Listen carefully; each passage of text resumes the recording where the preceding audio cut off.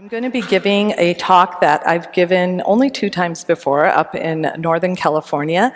It's called Choosing with Clarity, Not Just Chemistry. And this talk generally takes about an hour and a half to go through, and we have a limited amount of time today, so I'm going to be giving you the Cliff's Notes version of this talk that I've given before. It's on YouTube, so if you want to see the full version, you can find it there under the same title. But I'm going to tell you about the book I'm using. It's a book that I recommend to all people who are interested in getting married and are talking to somebody. It's called I Only Want to Get Married Once, by the 10 Essential Questions for Getting It Right the First Time. It's by Shana Levitan. She's a Jewish psychiatrist, and she covers 10 questions that every couple should be discussing before they get married. And she's, like I said, a conservative Jewish woman, so a lot of her ethics and her principles and her morals in this book line up with what we believe as Muslims as well. So I highly recommend you look into purchasing the book, I Only Want to Get Married Once. And this is the book that I am going to be covering today. So I left Southern California back in 1993 when I got married to my husband. I grew up here, mashallah, and back when I was a young girl, a teenager, college-age student, I remember my friends and we used to get a little annoyed when aunties would come up to us and be asking us questions about what we wanted to do in the future and what we were studying and what our interests were, because everybody knew why the aunties were digging for information.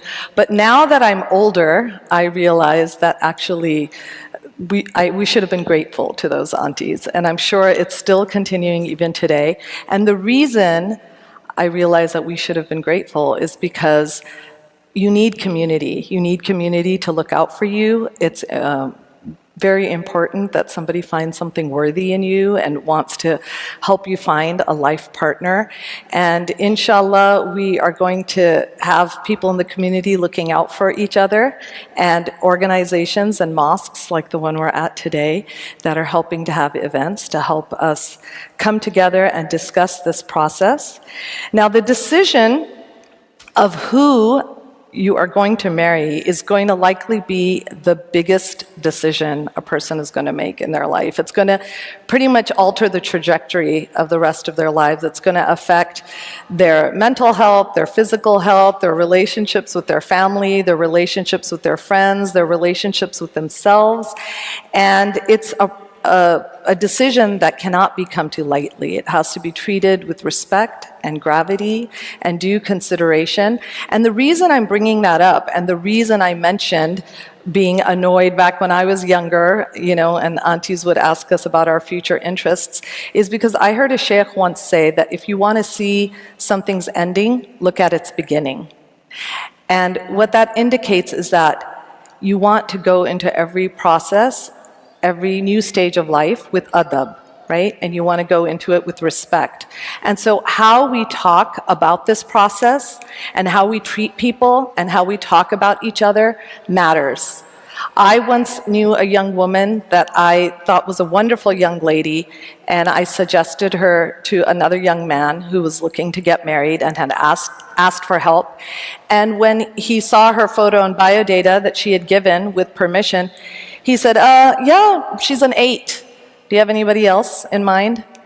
And that's when I realized that I was going to back off, and I wasn't interested in dealing with this young man because he didn't have proper adab. And so it's important that we realize that everybody is somebody's son, somebody's daughter. We're all fellow Muslims. We're all struggling through life together. And so how we talk about one another, how we talk about this process, and how we talk about the people who are trying to help us matters. And good adab matters. And Allah subhanahu wa ta'ala sees good adab. And inshallah, just having good adab will be a means for doors opening and goodness coming your way, inshallah. All right. So So the title of this talk is Choosing with Clarity, Not Just Chemistry. And it's important that we define our terms before we go into any talk. And many people, when they enter the process of matchmaking and courtship and looking for a life partner, what they're looking for is chemistry. Back when I was younger, we used to say like, oh, I didn't feel a click. I was looking for that click and it didn't happen. Nowadays, somebody might say the vibes were off, right? I wasn't vibing with the person. And so we want to talk about what exactly chemistry is. What is it that people are looking for?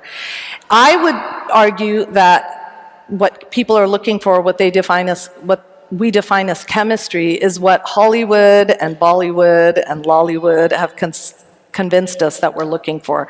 People are looking for the butterflies in the tummy and the lightning bolt to go down the spine and the angels to be singing in the heavens, and to feel that it's love at first sight. But what is called chemistry, the actual word for that is infatuation. And many people, what they're looking for is to have that feeling of infatuation. And so we want to go through what exactly infatuation is, because, and the reason it's important to cover it, is because many people walk away from perfectly good candidates if they don't feel chemistry or if they don't feel infatuation. So we'll just go through the different features of infatuation quickly. So the first feature of infatuation is that it's effortless. It happens quickly, it catches you off guard, it causes you to have a loss of appetite, you can't sleep at night, it causes you to make foolish choices, and it gives you an inability to think clearly. It's not based on anything substantial, it's filled with illusion, and it touches on a very deep need, a human need for connection, and it makes it hard for people to walk away from candidates that they realize actually are not a good option for them. And so, it often happens with people that your parents wouldn't like. The second feature of infatuation is that it's image-oriented. You get caught up in who you think the person is or who you think you want them to be. The spell breaks once you learn more about the actual person, and until then, you're in a state of imagined ecstasy. The third feature is that it's temporary, it's short-lived. Social scientists say that infatuation lasts on average between 18 months and 3 years. And if you notice, divorce generally happens in the first 3 to 4 years of marriage, around the time when infatuation wears off. The longer a marriage goes on, the lower the divorce rates. The fourth is that it's controlled by imagination. It involves obsessive daydreams and fantasies. Your imagination controls you rather than you controlling it, and it feels really, really good. And true love is rooted in knowing rather than imagining.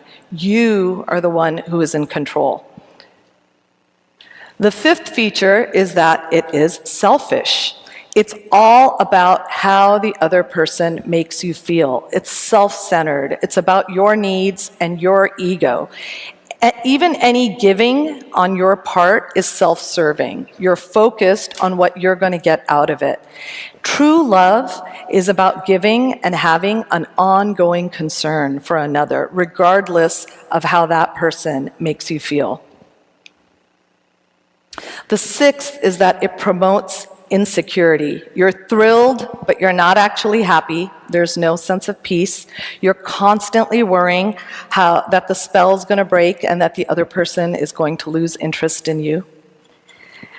And so these are the features of infatuation that we want to look at.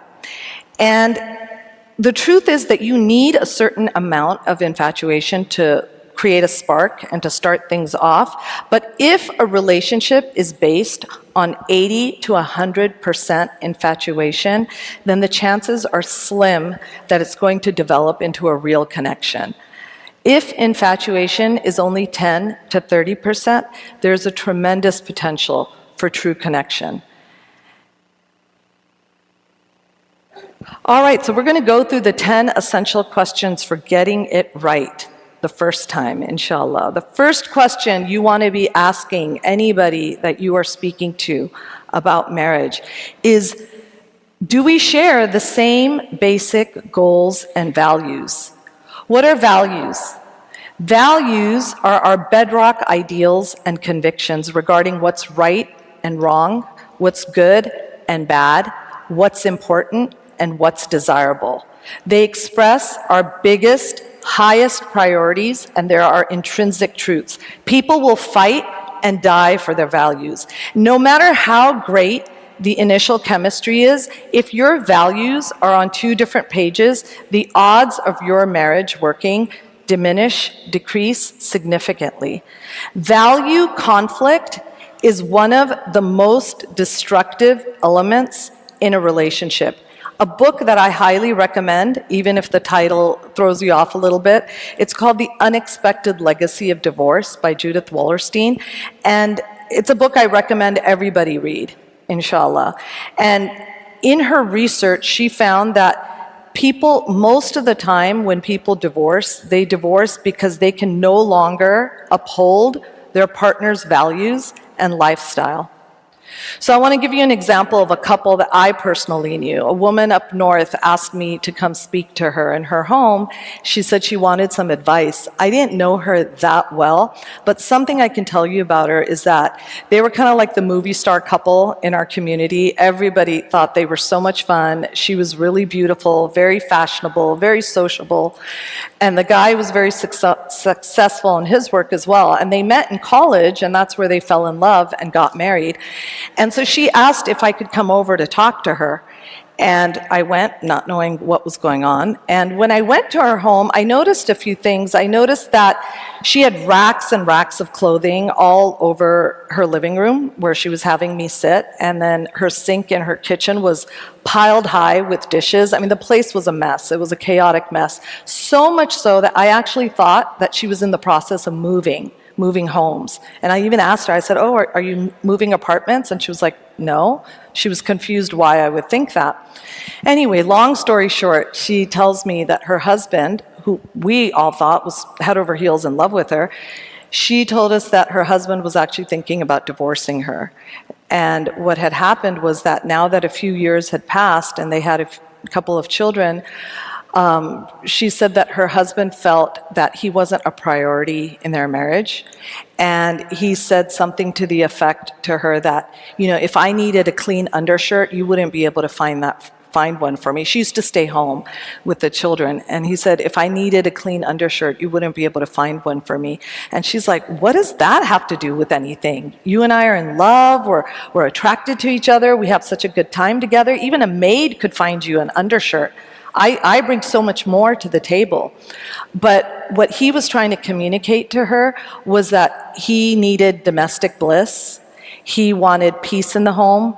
He wanted a clean and organized and uncluttered home, and he was willing to help her get it, but he didn't feel that it was a priority for her.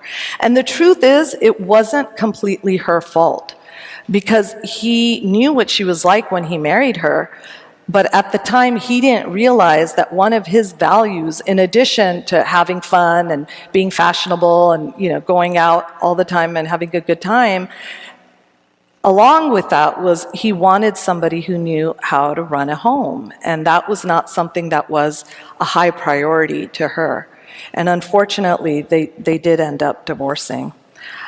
She tried to get her act together, but she unfortunately wasn't able to do it. So people commonly fall into one of these 4 traps. One is not knowing your own values and what's important to you. The second is becoming too emotionally involved before discussing values, or in the Muslim community, letting your family or your parents decide your values for you. The third is consciously avoiding thinking about value conflict in order to preserve the chemistry that you're feeling. And the fourth is recognizing value differences, but naively believing love conquers all, or I can change him, or I can change her. Now, I want to draw your attention to an article that I hope everybody can look up when they go home. It's a New York Times article. It's from December 17, 2006, and it's called Questions Couples Should Ask or Wish They Had Asked Before Marrying. It's a very popular article that many people now read when they're in the courtship process. And the article from the New York Times, Questions Couples Should Ask or Wish They Had Before Marrying, covers 8 values-based topics. These are the topics the questions cover. 1, bringing up children. 2, financial obligations and goals, your spending and saving habits. 3, how the household will be run. 4, spiritual beliefs and needs. 5, religious and moral education for children. 6, boundaries with in-laws. 7, where to live. And 8, the commitment to the marriage. Now, I'll give you an example of a young man who knew what his values were. He wanted pretty much everything that people today would say they would want, right? He wanted a wife that was pious and religious and modest, who was educated, came from a good family, somebody that he found attractive, somebody whose personality was light and easy. But in addition to all of that, he had 3 values that were very important to him.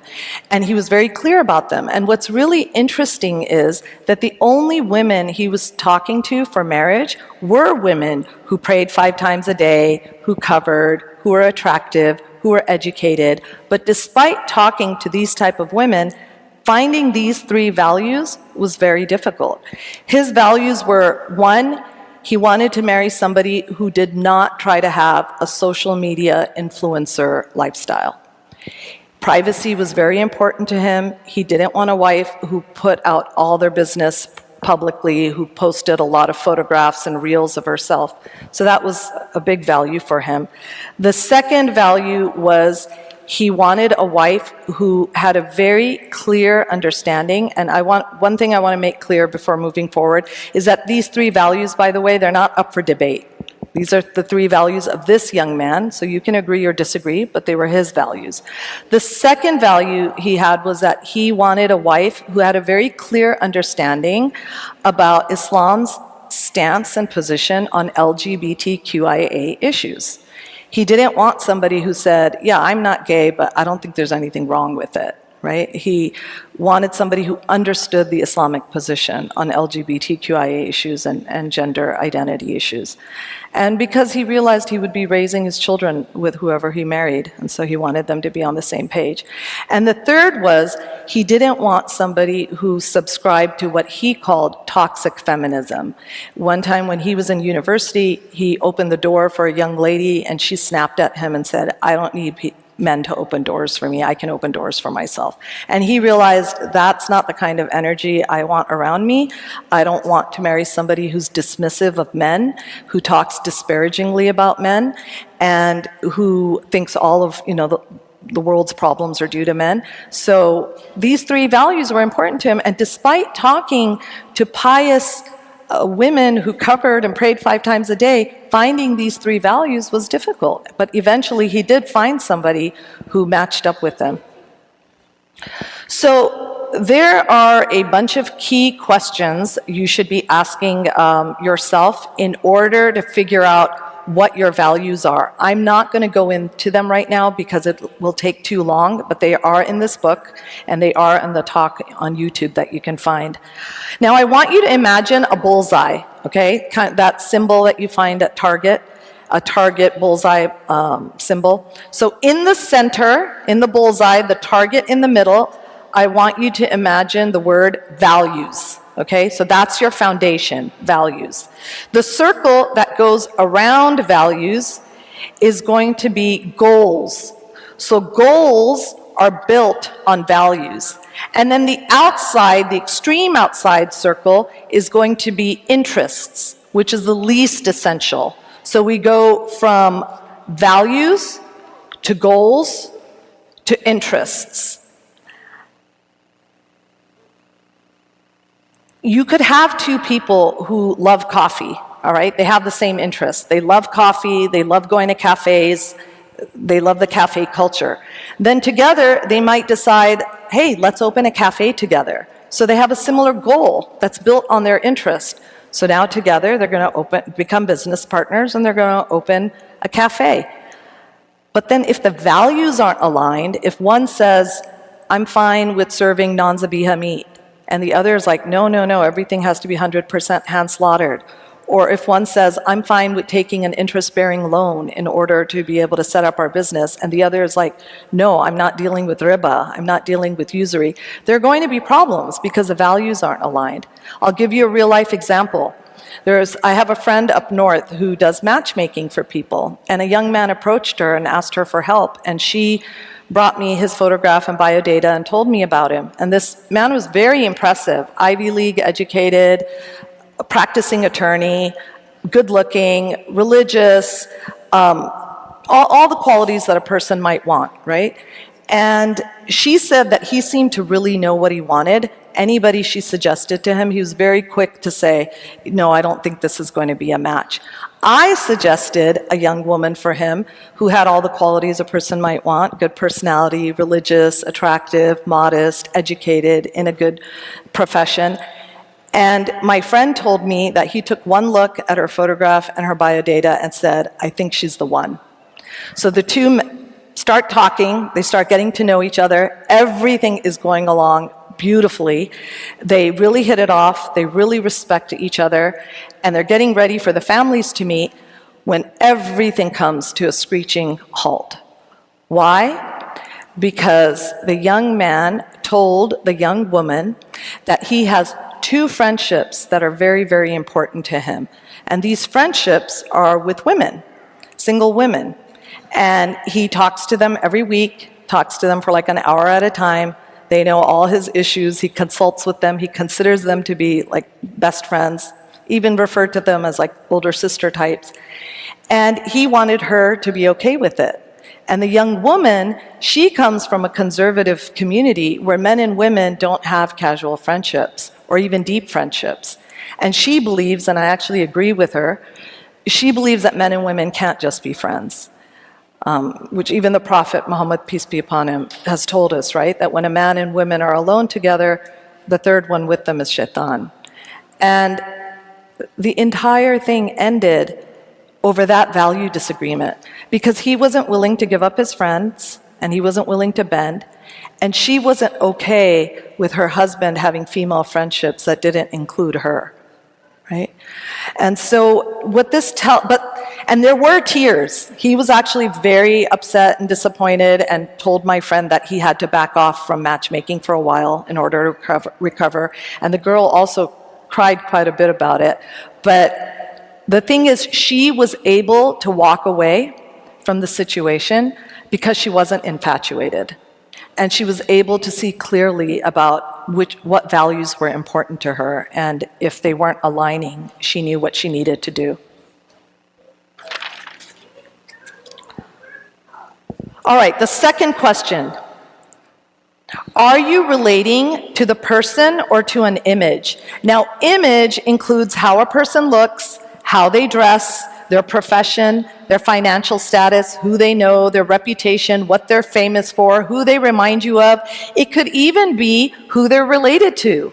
Oh my gosh, he's the son of a very famous sheikh, right? Is that enough to just decide yes with your eyes closed? Right? So you want to make sure that you're not fixating on a person's image and then ignoring who the person actually is underneath. People eventually, you guys, believe it or not, get bored with external things, and a relationship needs something much deeper than what you see superficially. Now, attraction is important. You should be attracted to the person you're considering. However, attraction alone isn't enough to sustain a relationship. And this is going to sound really rough and really rude because I've had young people ask me that, what's the criteria? What's the litmus test? You know, I'm talking to this guy, but I don't find him super handsome. Should I still talk to him even though he has all these other qualities, but I'm not that attracted to him, but he has every other thing that I'm looking for? The criteria, you guys, is that you shouldn't be repulsed. That's what it is. You shouldn't be repulsed. If you find somebody painful to look at, then yes, you should walk away. But other than that, everybody else should be considered if they are bringing a majority of the things you are looking for in a life partner. Now, I'll tell you an anecdote about a couple where a man and woman were talking to each other, and they liked everything about each other, but there was one thing the man couldn't get over. He couldn't get over the woman's nose. She had a really large nose. It was very unattractive to him, and he just couldn't get past it. It really bothered him. And I guess they had an honest heart-to-heart. And she told him, because she liked a lot of qualities about him, and she said, look, if that's the only thing getting in between us coming together, then I'm willing to get a nose job. I'm not discussing the fiqh here of whether nose jobs are halal or haram. I'm just telling you that she said she was willing to get a nose job. And so the man said, okay, that's it. That was the only thing standing in the way. Let's move forward. They ended up getting married. Life got busy. They were busy planning the wedding. They got married. They had one child. Then they had 2 children. Eventually, life slowed down a little bit, and she remembered her promise to him, and she scheduled an appointment with a plastic surgeon to go and get a consultation about getting a nose job. And she mentioned to him, oh, by the way, I've got my appointment made for my consultation for my nose job. And he said, don't you dare touch your nose. He said, I love everything about you. I love your nose. Don't you dare do anything to change it. That's what happens when you see a person for who they really are. And eventually, even the things that were superficially bothering you, eventually, when you fall in love with the person underneath, those things, you can even become blind to them. All right, what you want to be aware of in the courtship process is something called the bulldozer phenomenon. So the bulldozer phenomenon is based on a misconception that I can change them. I can change him, I can change her, thinking you're just going to go in and change everything that you don't like about a person. Small tweaks are fine. A person can lose like 5 pounds, a person can change their hairstyle, a person can change their sense of style, a person can even get braces. But all these decisions need to be made by the person who's making those changes, not by you. A bulldozer only cares about their own needs and their own feelings, and not about what the other person actually wants. They're fixated on their own agendas. So you want to watch out for red flags. If somebody starts making suggestions about what you should change about yourself early on, that might be a problem. Women are known for tweaking and improving things. That's just something about women's natures. And you'll see that with bachelors. You'll see a difference in their apartments, right? Before they get married and after they get married, there's usually a big difference. And that's something to be honored and cherished about women, about what they bring to the table. But there is a difference between general improvement and attempting a complete overhaul on another person. All right, the third question. Can you admit that your potential partner has faults? Are you realistic about your own faults? That's a key part, which I don't know why that's not on my slide, but are you realistic about your own faults? This is the thing that makes most matchmaking aunties want to scream. People look at others with a microscope and a magnifying glass, and then don't look in the mirrors at themselves. They have high standards for everyone else, and then they don't apply those high standards for themselves. They're looking for perfection, when perfection is only for Allah subhanahu wa ta'ala and the Prophet sallallahu alaihi wasallam. I can tell you about a young woman I know of who put on her biodata that she wants to marry somebody who is a hafid, right, a memorizer of the Quran, or at the very least, if he's not a hafid, she said she wants somebody who reads the Quran every single day. MashaAllah, that's a very noble thing to want.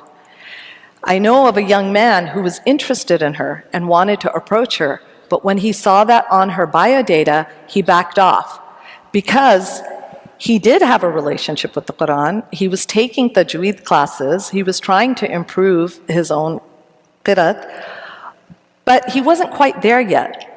And he didn't think that he could meet her standards, and he didn't think he was good enough for her. So he actually backed off. Now, talking to this young woman, it turns out she's not a hafidha, and she doesn't even read the Quran every day. But she has this idealized view of what the perfect husband or what the perfect future father of her children is going to look like. So she put that on her biodata, that I want a hafidh or I want somebody who reads the Quran every day, when she wasn't doing either of those things. I know of another young woman who wanted to marry a hafidh, but she didn't put it on her biodata. She prayed to Allah subhanahu wa ta'ala. She asked Allah subhanahu wa ta'ala that I would like to marry a hafidh. And guess what? That's what Allah subhanahu wa ta'ala brought in her life. So some things, leave it to your discussions with Allah subhanahu wa ta'ala. You don't need to put it on your biodata. All right, so there's 3 reasons a person might think that somebody is perfect. The first is that you just met and you don't know their faults yet. The second is that you're ignoring or you're in denial about their faults. And the third is that you admit their faults, but your infatuation or your family pressure is so strong that you're brushing it aside.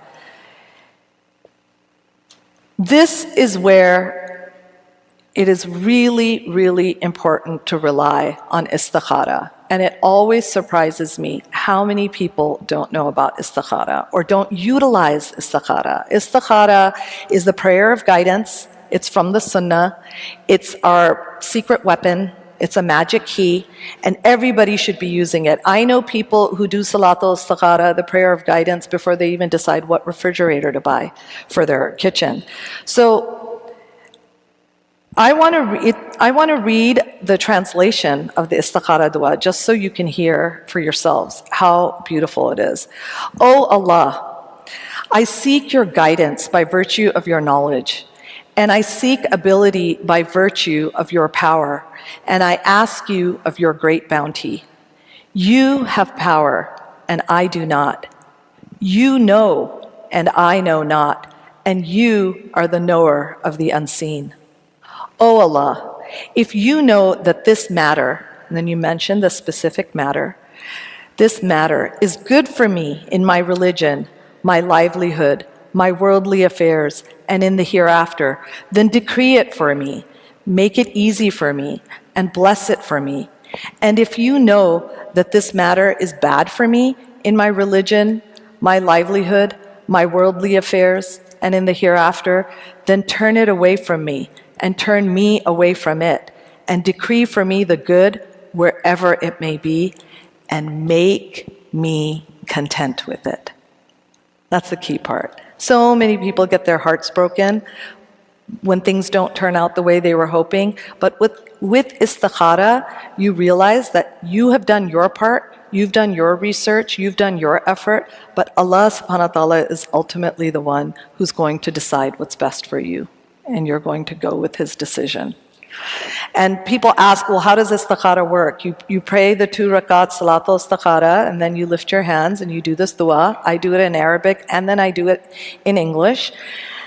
And then it's not, some people think, oh, then you have dreams that tell you what you should be doing or what's good for you. It's not necessarily that. It's just that one way may start opening up for you, and one way may start closing. Obstacles might start appearing where you didn't expect them to. And that will tell you that Allah subhanahu wa ta'ala is guiding you in a certain direction. Okay, so here's what everybody needs to do in order to know what they're looking for in a future partner. One advice that I was given that I thought was really good is that instead of thinking about what you're looking for in another person, think about what is it that you don't want. What are the qualities that you don't want in another person? And then work outward from there.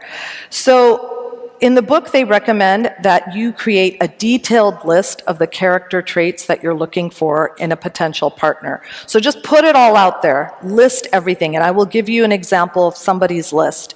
They wrote down kind, hardworking, family-oriented, friendly, funny, spiritual, health-oriented, strong, creative, growth-oriented, financially savvy, efficient. That was their list.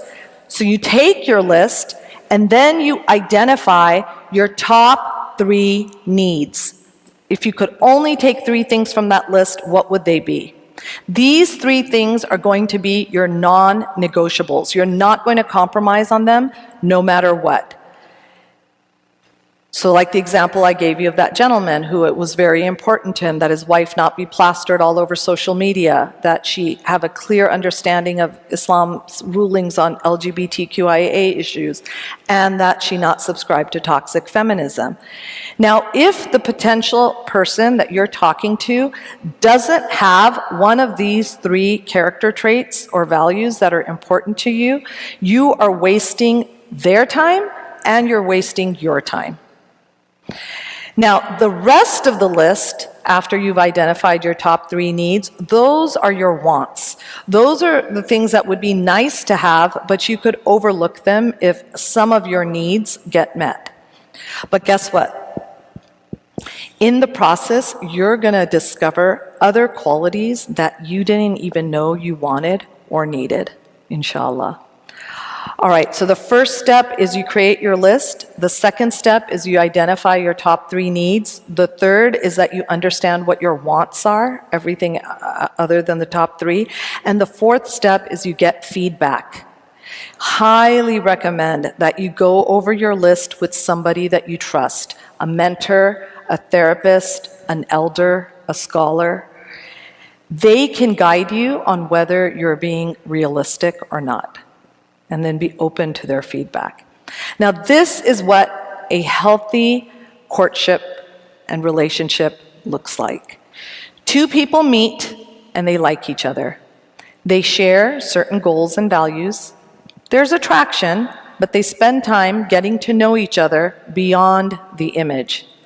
As they talk and spend time together, some faults start to become apparent. They don't ignore or deny these faults. They responsibly consider whether they can handle them.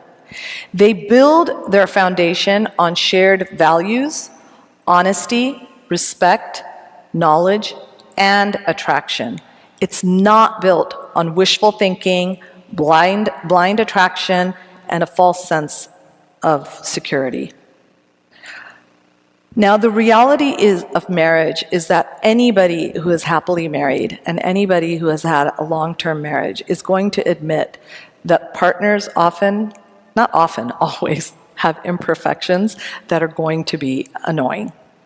But what happens is these imperfections are pleasantly and consciously ignored and glanced over as each spouse focuses on the other person's positive and wonderful aspects. And there's a name for this, there's a term for this in our religion, and it's called husna dhan. It's called having a beautiful assumption about one another, a beautiful opinion about one another. And it means making excuses for your partner and choosing to have a good opinion of your partner. So you think, yes, this thing is so annoying about my husband or about my wife, but then there are these 3 other qualities that I really appreciate and respect and admire. And I'm going to say thank you to Allah for those qualities that I got. And so you give your partner a pass, and you remind yourself that perfection is only for Allah subhanahu wa ta'ala. Again, a bunch of questions, critical self-assessment questions for you to go over, imperative that you ask these questions of yourself, and they are in the book for you to go through. And now we'll move on to the next question. Does your relationship have healthy boundaries? Ask yourself if any of these situations apply to you. I change my opinion based on my companions. Why do I keep going back to somebody who I know isn't good for me? Why can't I have a normal relationship? I feel like I'm a magnet for abusive partners. There's a misconception about marriage. Marriage is not about 2 people becoming one and forgetting who you are. A truly happy marriage is defined by a merging of 2 into 1.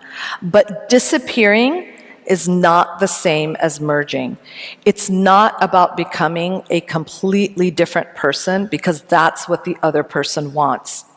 And it's impossible to experience true closeness and oneness unless both parties have a healthy sense of self-esteem. So it's important to know who you are and what's important to you. People lose themselves when they lack boundaries. So what is a boundary? The word boundary gets misused a lot these days. A boundary is not about keeping people out. It's not about being rude. It's not about breaking off relationships. A boundary is like a border. It defines, it contains, and it protects. Borders give you a sense of your own uniqueness and identity. Now, there's a joke. The joke goes like this. Marriage consists of two people becoming one. The only problem is deciding which one. Right? But that's not how marriage should be. To merge together, you have to have a very healthy sense of self-concept. You have to know who you are.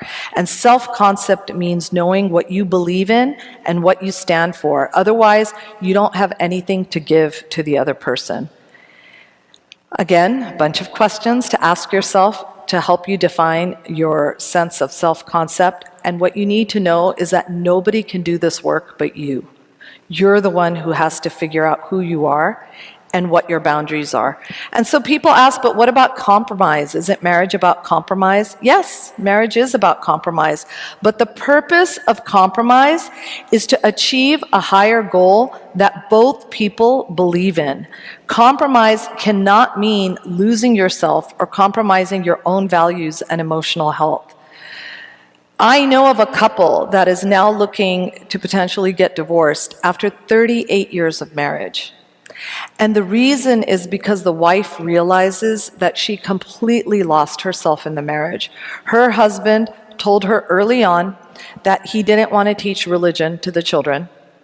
And he was a very successful business tycoon, and he wanted to have a kind of jet-set lifestyle, and he expected her to live that kind of lifestyle. And even though she had been raised by conservative parents who were practicing Muslims, who taught her the values of the deen, she abandoned that in order to make her husband happy.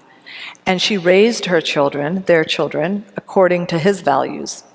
And now that her children are older, and she realizes that they're confused, that they don't have a strong sense of identity, they don't know what it means to be Muslim, and when life's ups and downs come their way, they don't know how to deal with those ups and downs because they haven't been taught the Islamic way of thinking. And she realizes so many years of ibadah got wasted, so many years of worship were lost, that after 38 years of marriage, she's decided that she's reclaiming who she is. But it's hard. It's hard to find out who you are after 38 years of becoming what somebody else wants you to be. All right, the fifth question. What do your mentors, advisors, and people whom you are close to have to say about the person whom you are considering? And that's called shura, right? Taking consultation with others in Islam is called shura. It means getting advice from people who you trust. Nobody in this world is liked by everybody. However, if everybody around you is saying that person gives me a bad vibe, or I don't think this person is right for you, it's time for you to pause and to consider what might be going on. If someone just says, "Are you sure? He seems like he's really quiet," or, "I never really imagined you two together," that's just opinion. Don't let that derail you. But if more than one person is telling you that they have real concerns about the person who you're considering, or that they've heard problematic things, then it's time to have your antenna up. And if you're feeling defensive about the person you're considering, figure out why, because you may be in denial. Let people who you're close to know that you're open to their input and their advice. Many times people speak up after a breakup and they'll say things like, oh, I always had a feeling about that person, or I knew this wasn't going to work. But they didn't speak up at the time when you were in the courtship phase for a variety of reasons. They may think you're going to be defensive. They may see that you're already infatuated, and so there's no point. They may not want to ruin their friendship or relationship with you, and they may not want to rock the boat. So you have to let people know, your opinion matters to me. I trust your judgment. I want you to let me know if there's something I'm missing. All right, the sixth question. Do you respect the person whom you are considering? Is there mutual respect? The word respect comes from Latin, respicere, and it means to look at. Respect means that you actually look at somebody for who they are. You relate with them, you like them, and you accept them.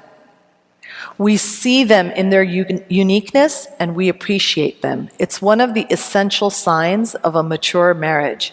So you need to make sure that there's mutual respect from the beginning.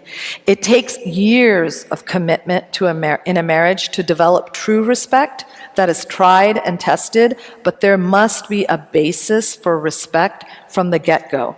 Now, everybody's going to have differences, but we're talking about personality differences, not value differences.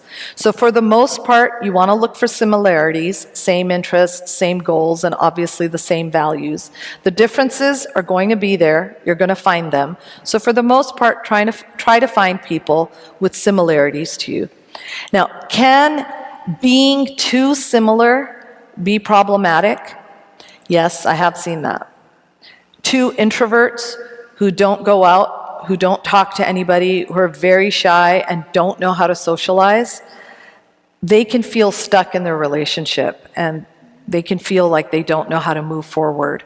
Or if a husband and wife are both very emotional, there's lots of drama and they overreact about everything, that can cause chaos in a relationship as well. So you should check that your values match up and that your perceived differences aren't too great, and realize that your similarities help create symmetry. Now, I know of a young woman who her role model in her life, the person she respected the most, was her brother. And her brother was somebody who everything he touched turned to gold. He got into the first Ivy League university that he wanted. He got into it on his first attempt. He got the first job at a top company that he applied to. He married the first woman that he decided he liked and wanted to marry. So everything kind of worked out for him on his first try. And now this young woman was considering a young man who had a lot of qualities that she really liked, but he didn't necessarily always win on his first try. He didn't get into the first university he applied to. He didn't get the first job that he interviewed for. And so that was a question she had to ask herself, that is the feeling that my brother, who everything he touches turns to gold, he's my role model, is that going to affect the way I'm going to look at my future husband, who has to work at things before they work out for him, right? And so she really, really thought about it, and she decided that the young man that she was talking to brought a lot of qualities that she admired and respected to the table that even her brother didn't have. The number one thing being that she really respected the way he carried himself in the deen, that he was ethical, he was principled, he had high morals, and he lived unapologetically as a proud Muslim. And she really liked that confidence in him, and she wanted that in the future father of her children. So there are potential gaps that can erode respect within a couple, and so you should look out for them. So one gap can be when there is a huge education and income disparity. Sometimes if a woman is much more educated and makes a lot more money than her husband, it can be problematic. And problems can start to arise if she starts to think of herself as better than him, as more valuable than him, if she starts to think of him as a loser or thinks he's not as ambitious or as successful. possible. So everybody needs to look at these situations for themselves and examine how they view these types of situations. Another gap that could potentially erode respect, if there's a significant age difference. If a man is more than 10 years older than his wife, then, and he has a lot more worldly experiences, then it can happen where he starts to infantilize his wife and he treats her like she's a child or a kid who doesn't know anything. So, and if a wife is 4 to 5 years older than her husband, then the husband would have to be extraordinarily mature in order to be a healthy marriage partner. And then the third gap that can erode respect is if the two partners come from very different social classes. So if you're considering a partner, a spouse from a very different social class than you, and everybody knows what their own social class is, then you have to do some sober thinking. Issues can come up later in little ways that you didn't expect. They can come up in things like table manners.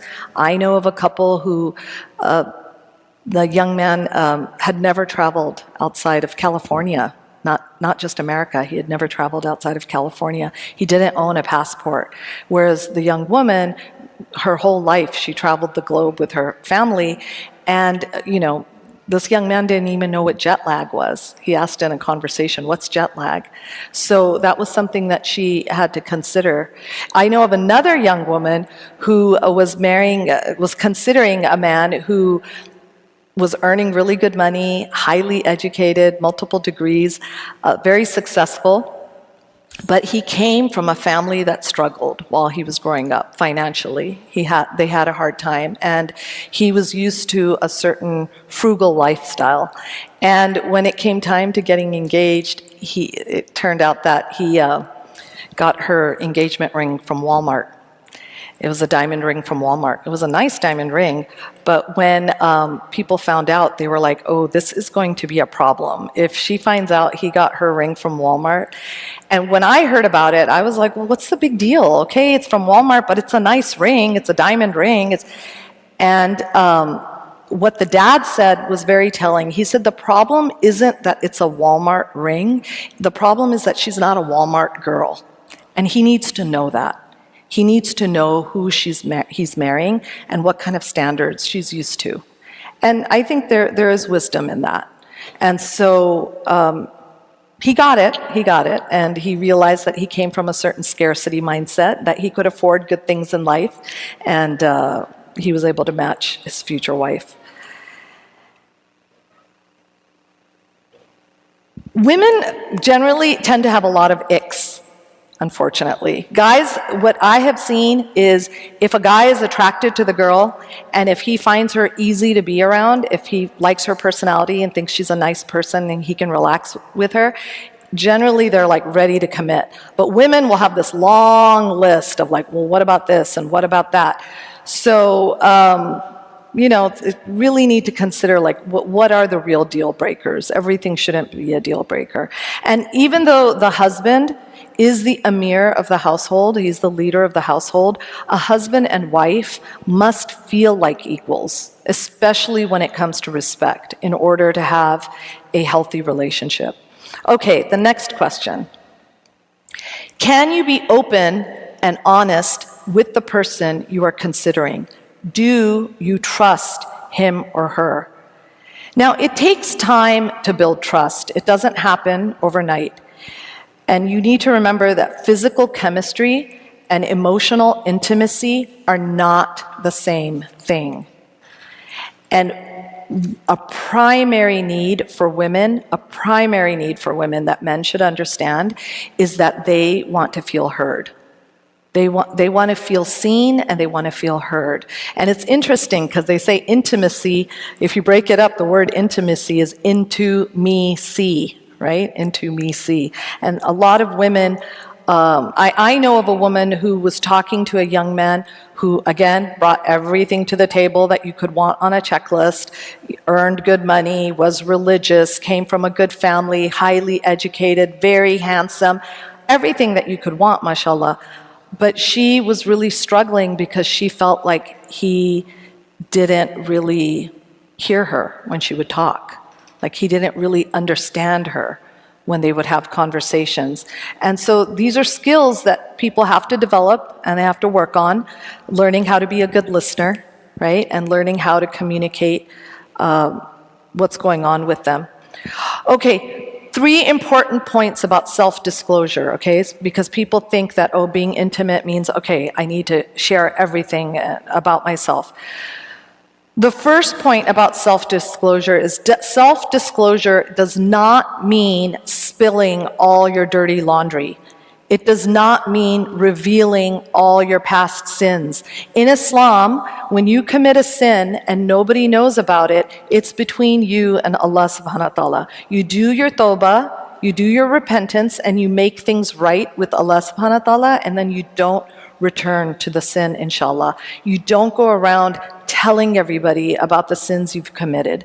Tawbah is private. And if Allah subhanahu wa ta'ala has kept a veil over your sins, you don't go around exposing them to people. Here's what it does mean. It means that you share incidents and secrets from your past that might affect your behavior and your relationship in the present. So if you had a problematic relationship in the past that's affected you, you wouldn't say, oh, I used to have a boyfriend or I used to have a girlfriend. But if a past relationship has affected you and your partner needs to know your sensitivities and your traumas, then yes, this will be something that's important to share. And if you can't trust your partner enough to share, that's not a good sign, obviously after a while of getting to know someone. The second point about self-disclosure, be careful not to self-disclose prematurely. Opening up too quickly can cause a lot of damage. It could scare people off. It can make people make judgments about you that aren't fair. It can also leave you vulnerable when the other person hasn't yet earned your trust. Trust needs to be earned. You don't want to start laying out your entire story to another person when you're still learning what their favorite color is. Okay. The third point about self-disclosure is that self-disclosure shouldn't be one-sided. Although one person usually takes the lead, there should be reciprocity. The other person should be reciprocating and sharing things about themselves as well. Vulnerability is essential for a close relationship, and only when you take your mask off can you be loved and understood for who you truly are. And vulnerability is a negative experience when you open up to someone you don't trust, when you open up prematurely, and when you share too much too soon. And this all happens when a person is infatuated. Okay, the book goes into reasons people may fear emotional intimacy, but I'm not going to go into that right now. We'll go on to the next question. How well do you get along with the person you're considering? How is your communication? All of us know of at least one couple that everybody's like, why are they together, right? Why don't they just break up and put themselves out of their misery and put us out of misery too, right? They're always fighting. So there are 4 reasons why people who fight all the time still choose to stay together. The first is infatuation. They just can't leave each other. 2 is they thrive on drama. Some people need it in their lives to feel alive. They feel alive when there's conflict. They're dramaholics. They enjoy the adrenaline rush. The third is they're just too used to each other. They don't know how to start something new. And the fourth is that they're in denial. They know something isn't working, but they're just not willing to accept it. So the reality of conflict is that no relationship is conflict-free. And when you argue, and everybody is going to argue, you want to argue like scientists, not like lawyers. A lawyer argues to win the fight, to win the debate. But a scientist argues to find out the truth of the situation. They're trying to find out what's going on underneath. They're trying to find out what's causing this to happen. So when you talk to your partner, seek to understand, don't seek to win. They say that Happy couples, successful couples, they don't fight less, they fight better. Okay, the 9th question. Does the person you're considering bring out the best in you? Can you lead each other to Jannah? We had a sheikh once say that you want to marry somebody who's going to drag you to Jannah. And when you hear that, that doesn't sound really nice, right? It sounds kind of violent, sounds kind of forceful, like drag you to Jannah, what's that? But what it indicates is that getting to Jannah isn't easy. And you're going to want somebody who's going to motivate you and who's going to push you along and pull you along when you get disheartened, when you get disappointed, when you get lazy, when you think, I can't do this. You want a partner who's like, no, you can do this, and we're going to do this together. So that's something you're going to definitely want to look for in a future partner. Like, is this a partner that you can see yourself walking the path of getting to Allah subhanahu wa ta'ala, inshallah? So you want to ask yourself, do you like yourself when you're with your partner? And do you think Allah subhanahu wa ta'ala likes you? All right, the 10th question. If the person you are considering never changes, would you still want to get married? Could you accept them exactly the way they are right now in front of you? The best way to ensure that someone won't change is to expect them to change. Go into marriage accepting that the person in front of you probably is not going to change. You can hope, but don't expect. And there's a joke, another joke about marriage. They say men go into marriages hoping their wives will never change, and then they do. And women go into marriages hoping their husbands will change, and they don't. But both parties should go into marriage thinking that if the person changes, it's going to be for themselves. And if there are changes you would like to see, ask Allah subhanahu wa ta'ala to give you those changes as a gift to you. But go into marriage assuming it's not going to happen unless Allah subhanahu wa ta'ala wills it. And here's the irony. The irony is that usually when you stop trying to change people, that's when change actually happens. I know of a woman who said she nagged her husband for 20 years to lose weight, and he wouldn't budge, and it caused a lot of damage to their marriage. And after 20 years, she finally gave up, and now her husband lost 70 pounds on his own after she stopped nagging him.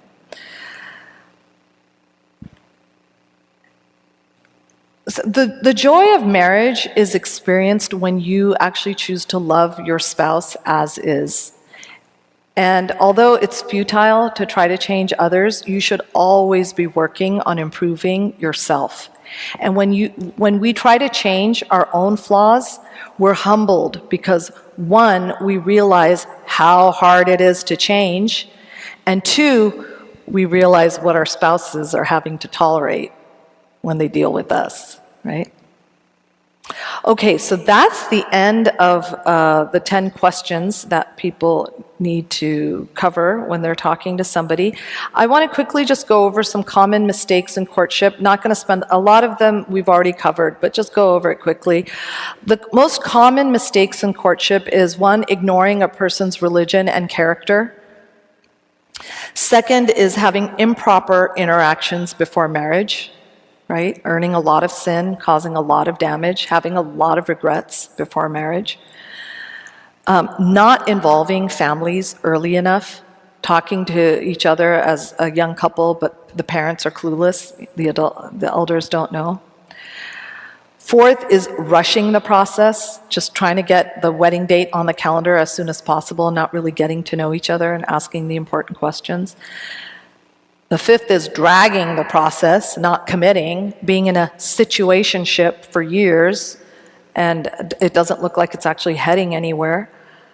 The sixth is not asking the right questions, and hopefully if you guys choose to look at this book, you'll get an idea of what questions you should be asking. The seventh is relying only on your feelings. The person makes you feel happy, you think you're in love and that's enough. It's not enough to have a successful marriage. The eighth is neglecting istikhara and dua. right? Make sure to be doing istikhara every step of the way and be calling on Allah subhanahu wa ta'ala for His help and guidance. The ninth is ignoring red flags. I know of a woman who her marriage lasted 6 months and it ended because the husband was physically abusive, emotionally abusive and physically abusive. And I asked her, were there ever any red flags? Were there ever any signs you saw during the courtship process? And she said she noticed that he was rude to waiters, he was really rude to servers, and he had road rage. But she dismissed it because she thought it was a cultural difference. She thought, because they came from two different cultures, and she thought, well, in their culture, maybe that's how you treat the serving class.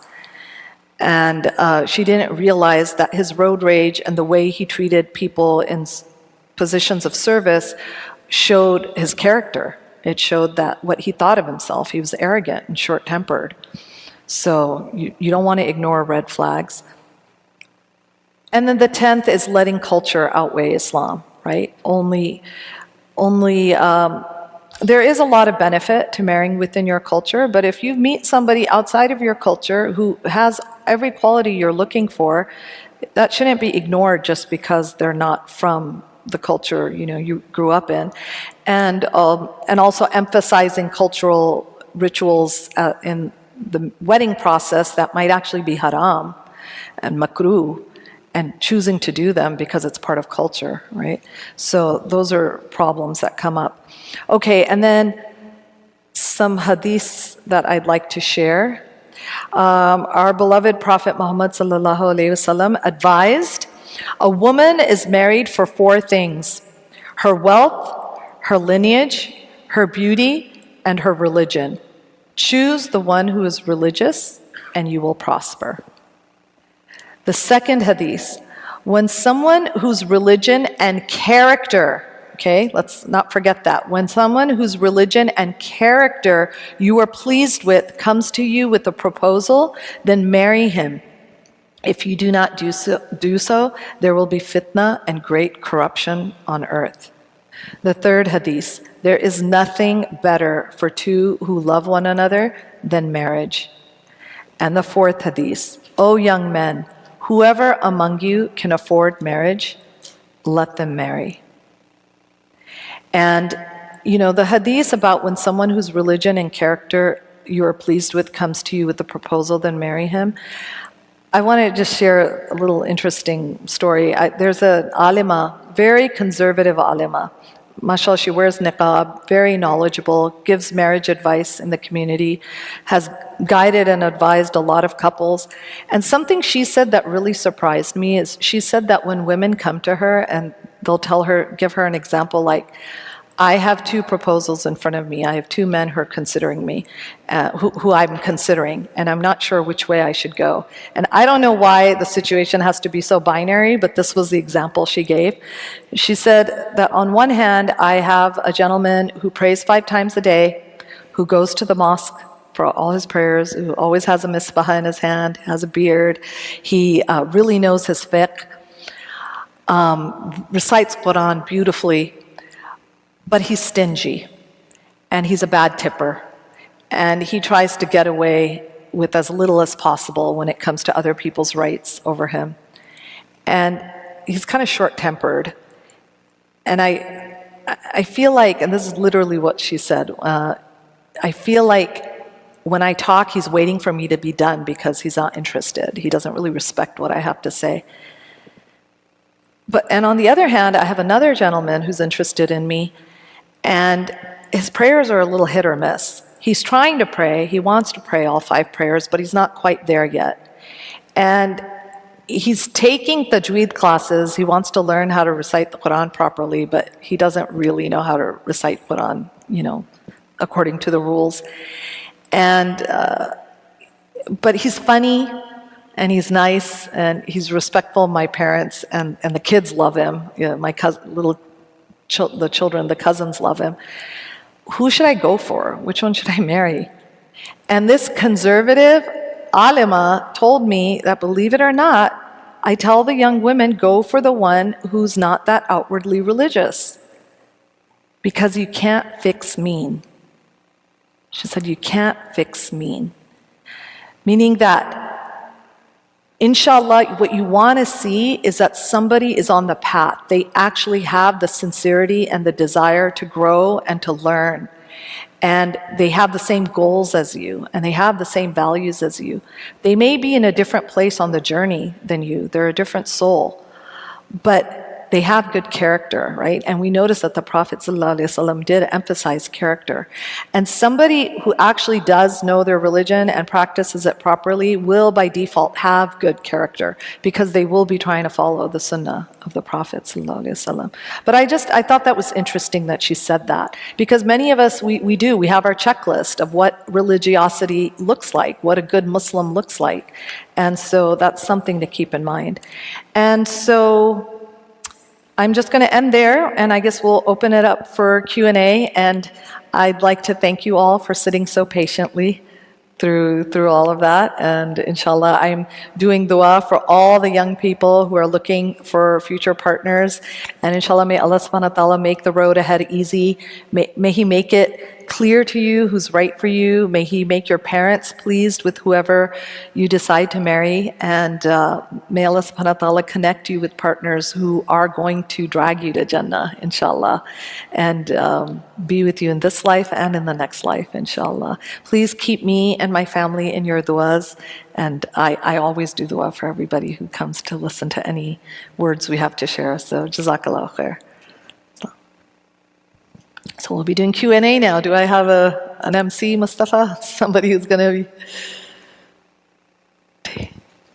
Mustafa, by the way, is my nephew, so I want to make that clear so I can order him around. We're about to end, inshallah. Does anyone have questions? We can take, I think, 2.